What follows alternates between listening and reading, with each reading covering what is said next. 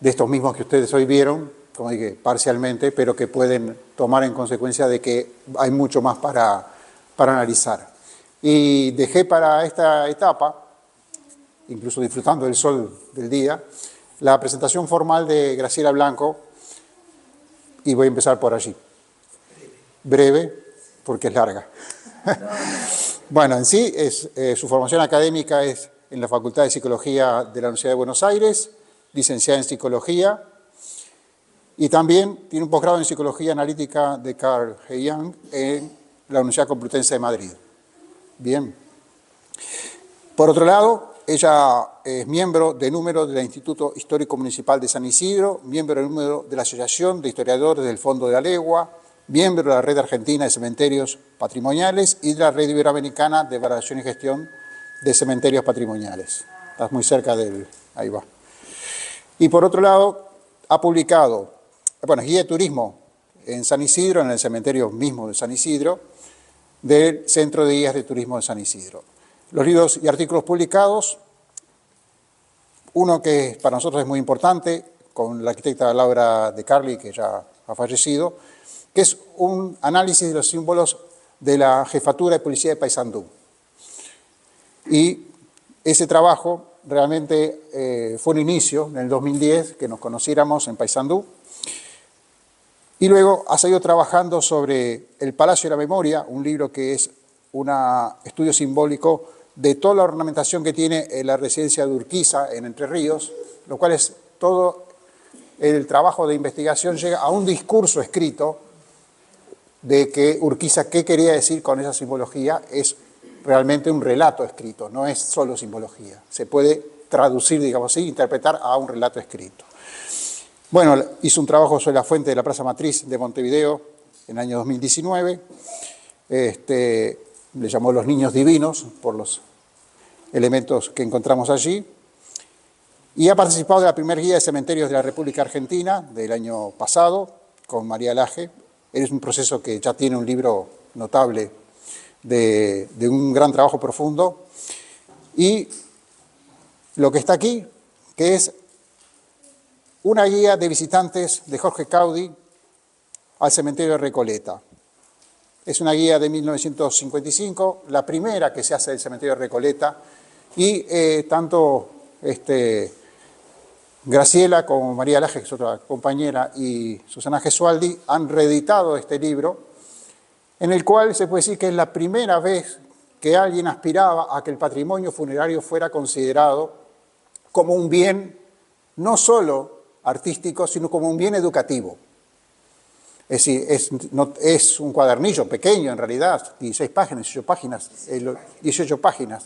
Y bueno, esta reedición que han hecho en Buenos Aires viene a tomar no solo el valor de la obrita de Caudi, que no sé quién es por ahora, si te lo guardas tú, y después hicieron todo un relevamiento de la obra de Caudi en este cementerio de Recoleta, de todos los sepulcros que edificó, y a su vez está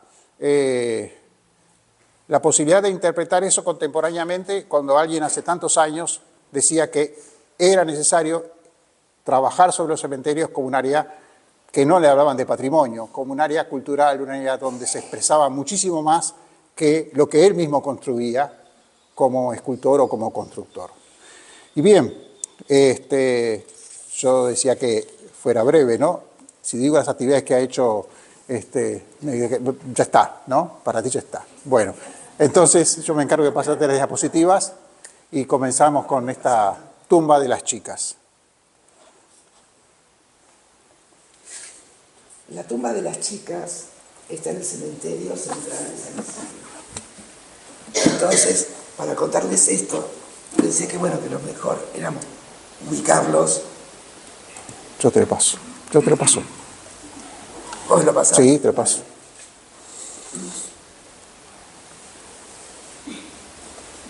San Isidro es un municipio que está al norte de la ciudad de Buenos Aires.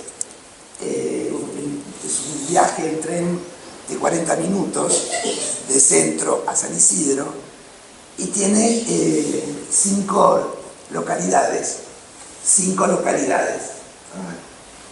Ahora, sí. Una localidad es San Isidro, digamos que toma el nombre del municipio.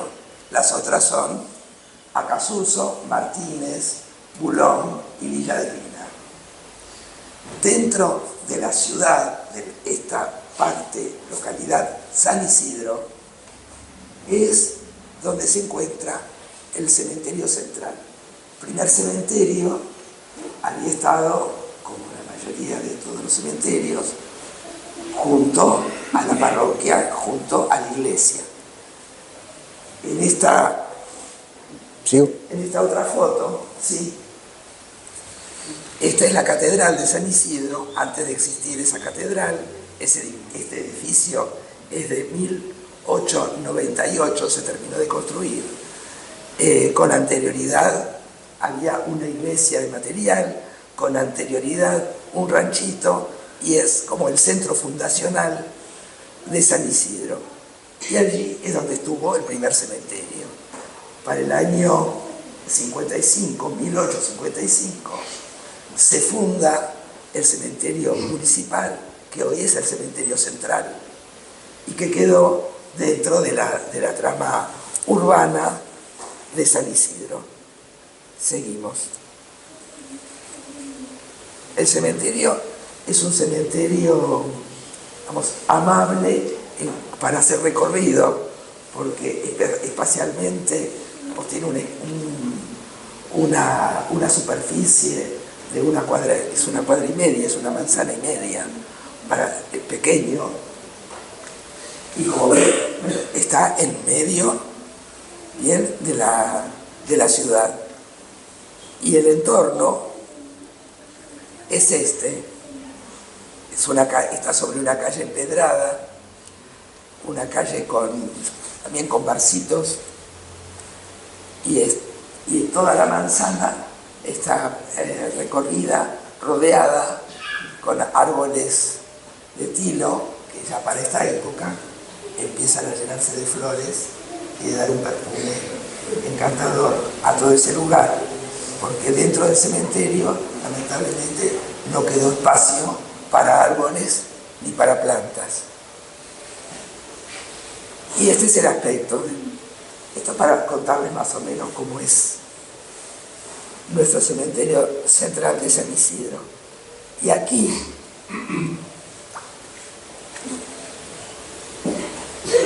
les voy a contar también desde el principio lo que generalmente no se cuenta o no aparece escrito en los trabajos. Y cuando empezamos a ir al cementerio con una mirada, es esta mirada, ¿no? Y queremos difundir, digamos, una mirada que tiene que ver con nuestras raíces, con la cultura y con la historia. En San Isidro tuvimos el privilegio de que quien nos hizo una visita guiada fue el más antiguo de los trabajadores del cementerio, porque nadie mejor que ellos conocen el lugar. Y entre todos los lugares que nos mostró y que conocía y que nombraba, nos habló del mausoleo de las chicas.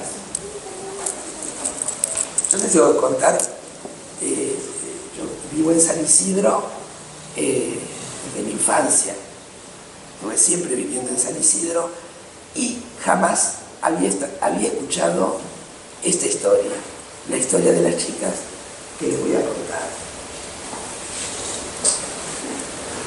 Las chicas trabajaban en una fábrica de zapatillas en la localidad de Martínez, como les conté anteriormente, una de las localidades que componen San Isidro.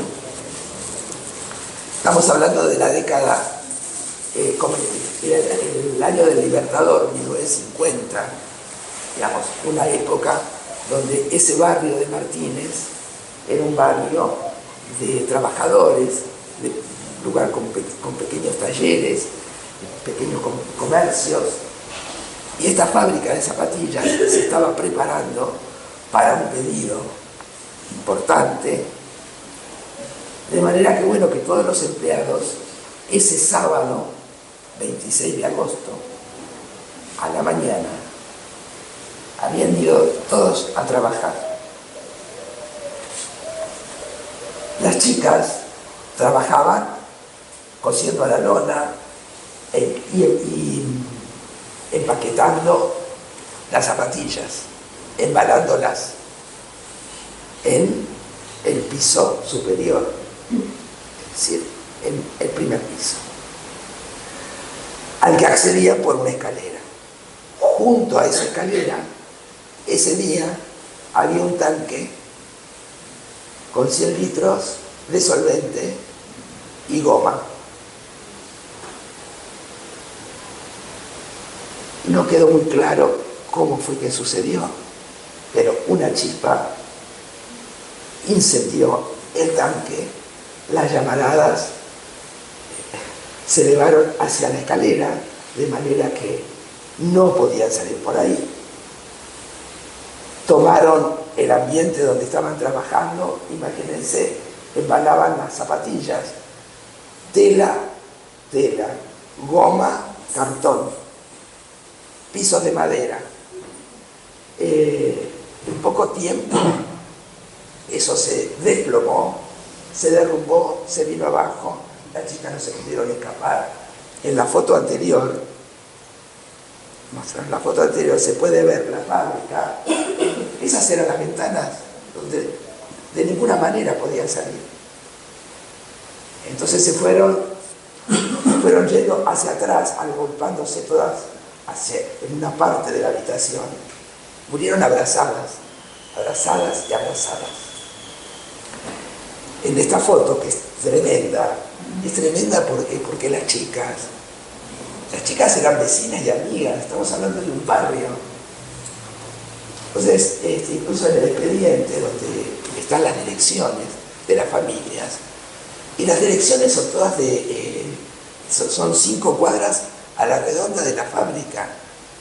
Y las chicas, ¿por qué? Porque efectivamente eran chicas.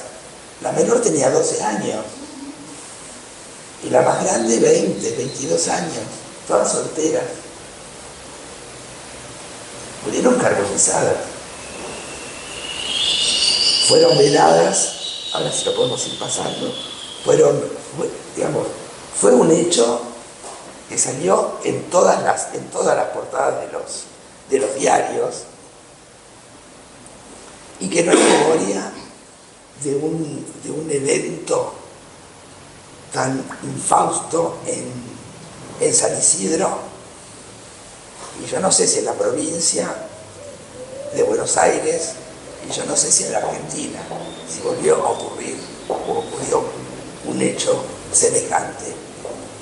Fueron veladas en el destacamento de policía. Y el cortejo fúnebre, digamos, del departamento de policía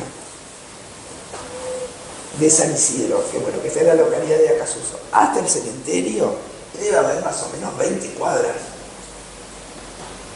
Entonces iba el cortejo con los 12 coches fúnebres, con sus coronas. Digamos que, estaba llegando el primer coche al cementerio, pero en el destacamento todavía seguía el cortejo. No hubo un cortejo más multitudinario. Todos los vecinos estaban en ese cortejo o en ambos lados de las veredas, despidiéndolas. Increíblemente e insospechadamente, acá, como te mostraba, la entrada al cementerio, el pórtico de entrada al cementerio de San Isidro, y parte del cortejo. Todo el mundo estuvo ahí. Después, seguimos. Estos son los avisos, las notas que salieron en los diarios ese día y los días sucesivos. los nombres de ellas. Aquí está la Senade. 21 años tenía la más grande. Y estas son algunas de las placas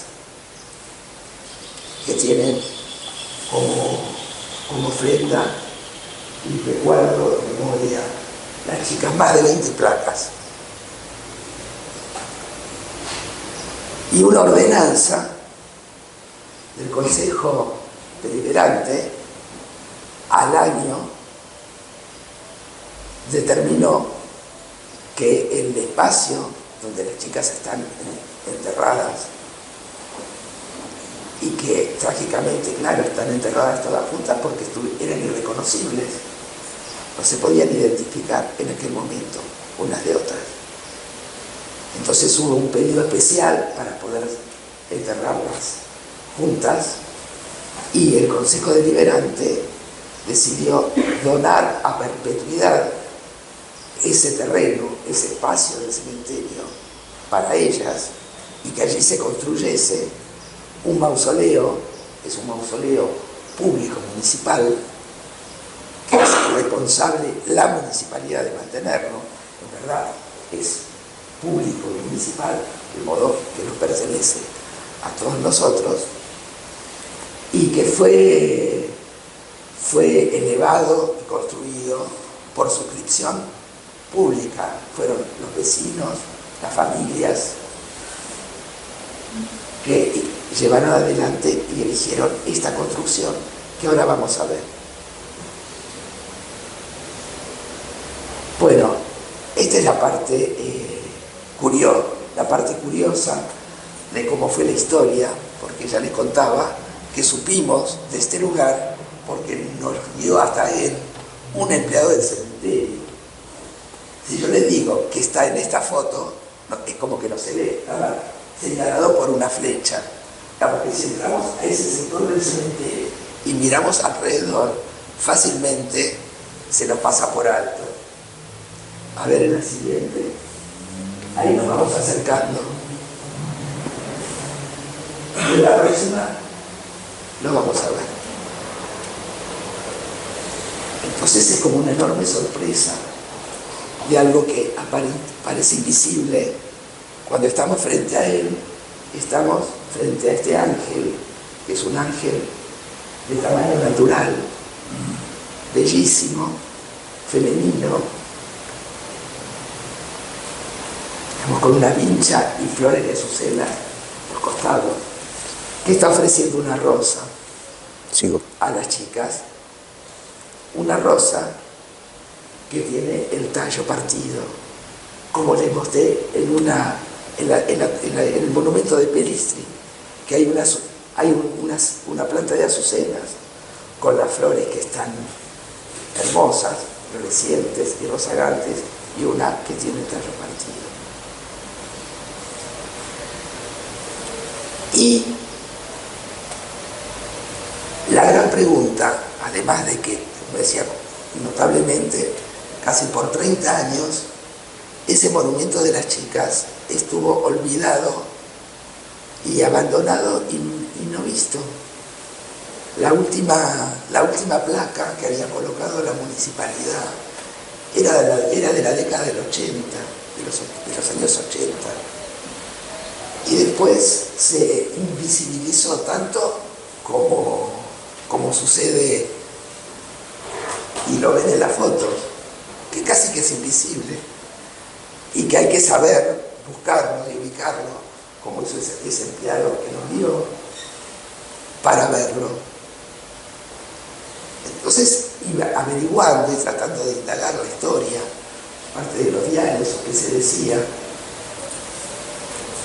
Se contaba una especie de mito urbano, de cómo había aparecido ese ángel, porque está claro quién fue el constructor de la hornacina donde está ubicado el ángel. Pero bueno, se contaba un relato, como que había venido alguien que justo tenía una escultura que coincidentemente o casualidad entraba y encajaban justo las medidas dentro de la hornacina, y que entonces había dejado ese ángel ahí y había desaparecido. Entonces después el constructor lo había estado buscando y nunca más lo habían encontrado, es decir, que al ángel lo había llevado otro ángel. Y en parte, así como es un mito y un relato, una leyenda urbana, hay una parte donde realmente tienen razón. A ese ángel lo llevó otro ángel. Y ese ángel se llamaba Jorge Caudy.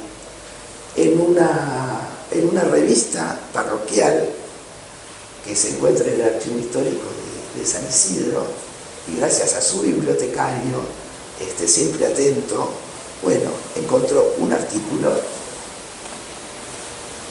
donde está como el boceto del monumento, donde el monumento ya está con el ángel. Digamos que bueno, que el monumento era para el ángel y el ángel para esa hornacina, para ese monumento. Y así supimos que había sido el señor Jorge Caudy que había donado el ángel en nombre de la Federación Argentina de Bochas, en su calidad de presidente. Bueno, nos empezamos a preguntar, ya nos veníamos preguntando quién había donado el ángel, y después nos empezamos a preguntar quién era Jorge Caudy y cómo que era, digamos, la Federación Argentina de Bochas. ¿Qué tiene que ver la Federación Argentina de Bochas con este suceso? Pero de cosas que no, desconocidas. Bueno, así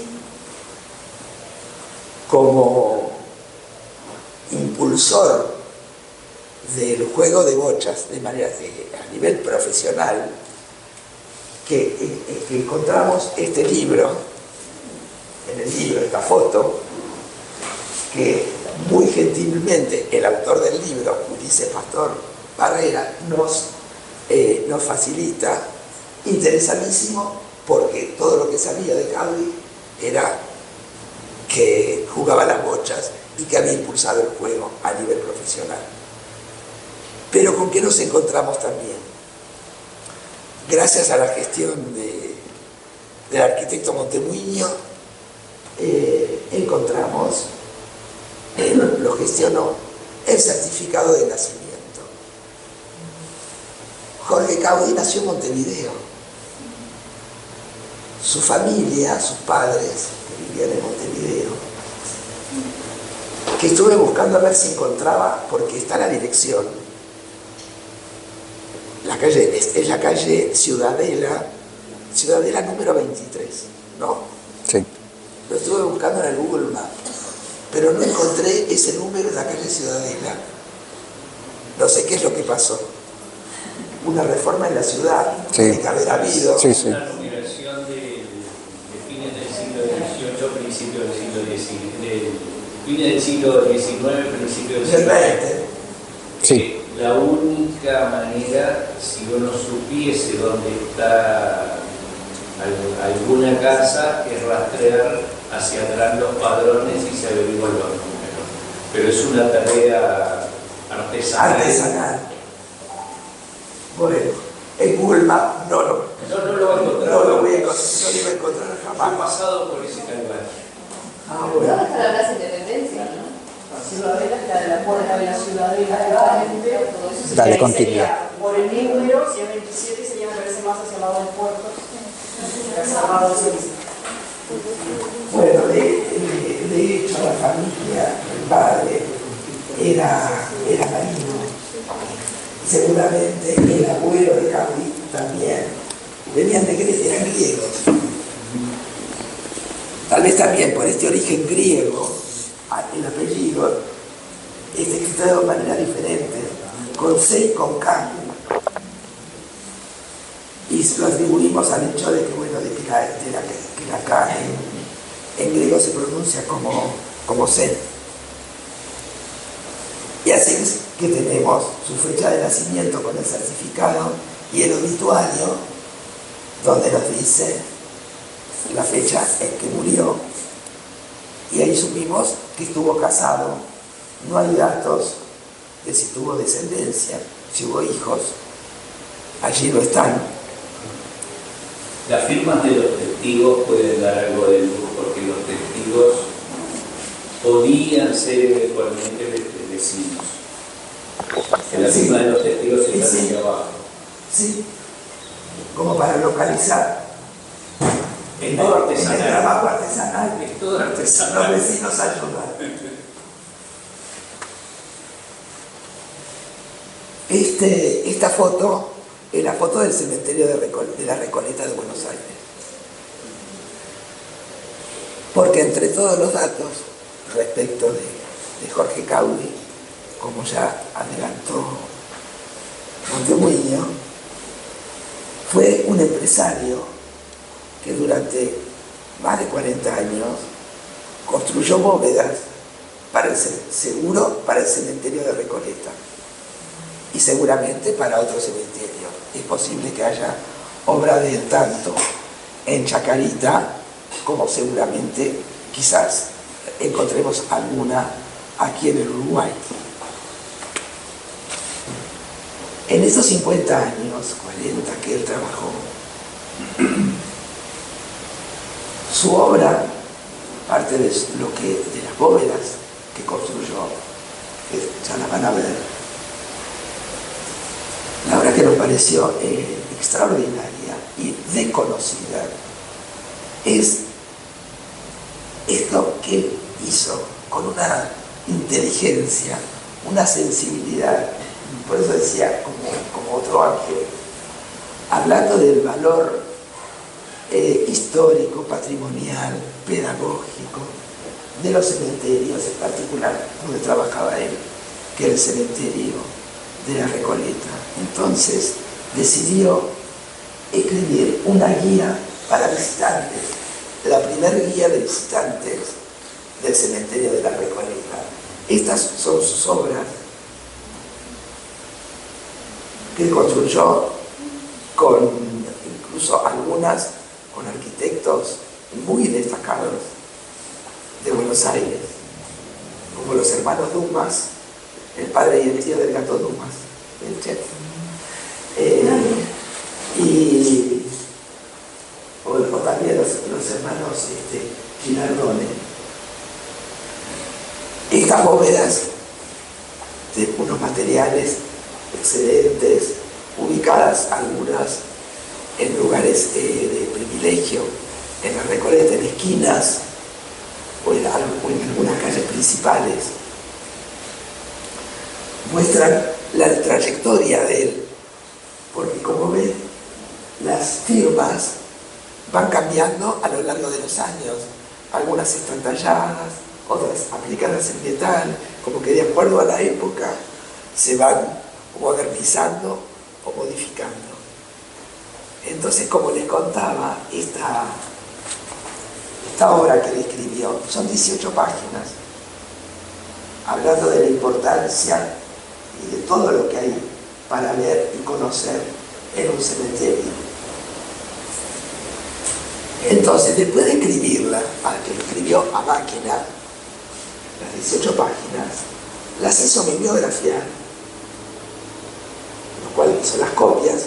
Cada copia la puso en una carpetita y esas carpetas las repartió todo en forma absolutamente desinteresada, con el único interés de que esto se conociese y se difundiera. Entonces la donó en bibliotecas, la llevó a los diarios, a escuelas, para que esto se conociera. Lo cierto, por eso la anterior, lo cierto es que toda la tinta que corrió después, porque sobre el cementerio de Recoleta, como dicen los ríos de tinta, todo lo que se ha escrito, bueno, la base de todo lo que se ha escrito, de todo el valor de lo que es el patrimonio de Recoleta, bueno, esto lo dijo Jorge Caudi. Entonces, me pareció bonito, porque esta es la foto de la carpeta que Caudi donó, que llevó al Museo José Hernández. Él lo llevó personalmente y esa es su letra. Entonces, el trabajo que hicimos con María y con Susana, que después que se súper entusiasmaron con esta figura, Susana Gesualdi con su trabajo en Recoleta, iba recorriendo porque, claro, es lo que conversábamos hace un momento, porque las bóvedas de Jorge Caudi estuvieron siempre en Recoleta, por lo menos, mientras estuvimos nosotros, siempre estuvieron ahí. Pero no las vimos hasta que supimos que Jorge Caudi existía. Con lo cual, una de las conclusiones temibles es que no vemos lo que no sabemos. Creo que tenemos que estar alertas a eso para poder ver y poder superar lo que no sabemos. Entonces el índice, que voy a sacar Eduardo, que era lo que quería que vieran, es el índice donde cada título, como ustedes ven, están viendo, es un tópico de lo que se analiza en patrimonio funerario. Bueno, yo no sé qué hora es, no lo quiero. No, por eso, vamos avanzando. No lo cambio. Bueno, sí, es una breve descripción del ángel, una breve, que en parte ya lo fuimos haciendo en la recorrida. Pero bueno, es un ángel, como le decía, femenino. Es una hermosa ángela. ¿Este es el ángel de las chicas? Sí, el grande. Este es el rostro del ángel. Pero hay dos, ¿no? Pero son ejemplos. Ah, Esas fotos que están al lado, yo las puse como ilustración de un estilo al que este ángel pertenece, que es al estilo Art Nouveau. Entonces, esos otros dos rostros, resulta que no son ángeles, son decoraciones, o en el caso de abajo es una ilustración de Muján, donde él está representando la primavera con los lirios. Y el otro es la ornamentación de un edificio que está en Barcelona. Y se reconoce que, bueno, que es como que están en la misma atmósfera, de la misma familia del Art Nouveau. Con los lirios, las azucenas, como la vimos en la tumba de Pelistri, hablando de la juventud de quienes yacen ahí, de la juventud, de la pureza, de la inocencia. Seguimos, uno más. Sigo. Esta es las coronas, estas coronas, son coronas que están formadas por pequeñas flores de 4 pétalos. ¿Flores de? Pequeñas flores de 4 pétalos. Gracias. De 4 pétalos. Y este es como un aumento de la misma foto de la corona, que está en una de las metopas cuadradas del friso que recorre el pórtico de la Recoleta. Si cuando nosotros vamos a entrar a la Recoleta, vamos a ingresar a ese pórtico, por arriba tenemos un friso con toda una serie de imágenes y de símbolos que, como decíamos, también en el Palacio de San José, ese friso nos está dando un mensaje, nos está hablando de algo. Se puede armar como toda una frase. En el caso de Recoleta, la corona de flores tiene flores de cuatro pétalos, como la que lleva el ángel en la frente. Y nuestra hipótesis es que estas flores son flores que son unas flores azules, pequeñas, que se llaman hésperis. Es decir, que se refieren a, como si proviniesen de las Hespérides, que eran las islas donde se encontraban las manzanas doradas, que eran las manzanas de la inmortalidad. Un detalle, usted la ven rojas, yo en la pantalla la veo azul. Quería aclarar eso porque sí son azules. Aquí son azules. Entre azul y Se ve que el lila. cañón transforma la imagen. No, entre azul y lila. Sí, pero acá son bien azules Son bien y allá se ven rojas. Sigo. Sí. Y bueno, acá está la rosa, como le conté, más de cerca la foto, donde se ve el tallo quebrado. Entonces, claro, eso nos hacía, cuando no sabíamos quién era, que había donado este ángel, no cabía duda de que sabía de símbolos y sabía qué era lo que estaba donando. No era cualquier ángel. Para las chicas era un ángel con aspecto de mujer, femenino, con los símbolos de la inocencia, de la pureza, y que estaba mostrando que las jóvenes, que quienes habían muerto y yacen ahí, fueron arrebatadas de la vida, siendo muy pequeñas, sin haber prácticamente vivido, y que en parte ha sido, creo, un motivo por el cual se fue abandonando el lugar.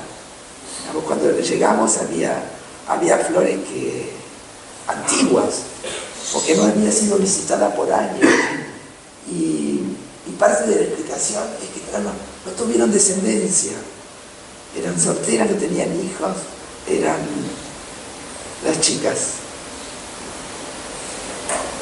Y ese fue un poema que encontré en su momento para dedicarle a ellas, que cuando hacemos las guiadas en el cementerio de San Isidro, siempre les dedicamos.